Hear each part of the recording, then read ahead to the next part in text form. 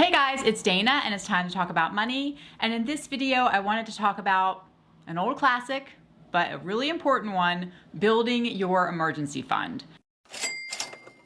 All right, so emergency funds, incredibly important to pretty much everyone. So if you don't have an emergency fund or your emergency fund is kind of on the smaller side, let's take this next year to build it up or to rebuild it. If you've had to tap into it like we have, unfortunately, we need to rebuild it.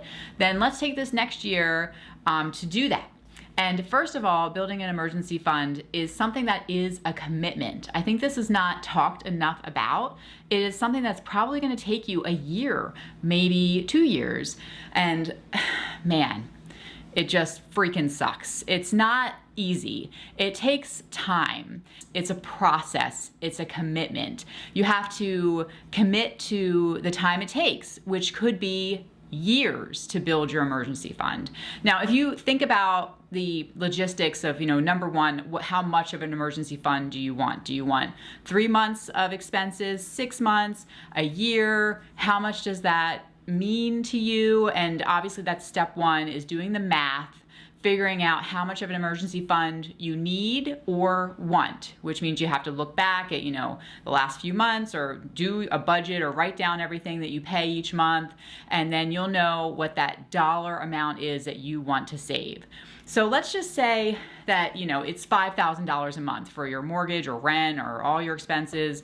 You've got a big family, food's expensive. So let's just say it's $5,000 a month that you need to cover all of your bills for a regular month. So if you want 6 months of expenses saved up in your emergency fund, then you're going to need $30,000. And that's a lot of freaking money for a lot of people. That's hard to save up and that's going to take time. Let's just say you're like, whoa, that number sounds huge. That's going to take me forever. So let's just start with, say, $10,000. You want to save a $10,000 emergency fund. So usually in a given year, if you are paid bi-weekly, then that's going to be 26 paychecks. So you take that $10,000 and you divide it by 26. Say you want to save it in 1 year, and then you have your dollar figure as far as every paycheck, how much money you need to set aside or put into your account. If you feel like that's too much and you want to do 2 years, then you do the math on that and you set it up.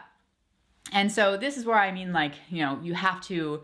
you have to commit and realize that this is going to be a slog. This might not really be easy and it's going to take time. And I feel like so many times people are talking about emergency funds and they make it sound like it's like you'll have this all taken care of in a few months. You'll have your emergency fund if you just do extra jobs, or if you cut your expenses, you're just going to get, and maybe you can do that. Those two options there. Yes, maybe you want to take on a side job and you want to work it for a year and you want to take all the money from that side job and stick it into an account, but it's still probably going to take a year if you're going to be building a fully funded emergency fund of, say, maybe 6 months or a year, and you have a large family, like I said, higher amounts of expenses. If you're a single person and your expenses are lower, probably you're starting out in your career and your salary is lower, so it's still going to take you a year, maybe 2 years, and so it's just going to take time. And so you can get the extra side job to do that, or you can slash your expenses, but it's something that you have to commit to and just mentally prepare that it's going to take you probably, at least maybe a year, 2 years, maybe 3 years even, to build up that emergency fund to where you want it to be. And I don't think that's talked enough about. I really don't. I feel like it's just like people feel like it's going to be quick, and then they end up failing, and they end up dipping into the emergency fund, or they just like, oh, I can't get this money saved. It's just not working. It's taking forever. And so then they give up on it. So if you can go into it and be like, all right, this is going to take some time. This is just a commitment that we're doing. Maybe you want to do a no-spend month or a no-spend year in January. That's a great time to do it. I've done many no-spend Januaries. Maybe I'll do a video on my channel again to help us all out. We have an Ally savings account, but any high-yield savings account, I would say, or even just a regular savings account at your bank is fine. Don't overcomplicate it. You don't have to, I wouldn't worry too much about interest, especially in the beginning. You're trying to build up your account. Once you have it built up, and if you get to, $30,000 $5,000 or more, or $10,000, and you think, wow, I'd like some interest, you could always take that money and then move it over into another savings account. But you don't have to do that right away, right? You can just kind of use your regular savings account, and but hopefully it's an account that's not linked to your checking account, because then you won't be tempted to just transfer money out of it. But you also want it to be accessible quickly. You want to be able to get it if you have an emergency. You can have a better quality of life with this emergency fund, and so you don't have to be freaking out if you lose your job or are laid off, or something happens, or you have something with your child occurs and you have a big medical bill, and you want to be able to have some kind of peace and calmness to yourself in those situations, and having this sort of war chest emergency fund is definitely going to help.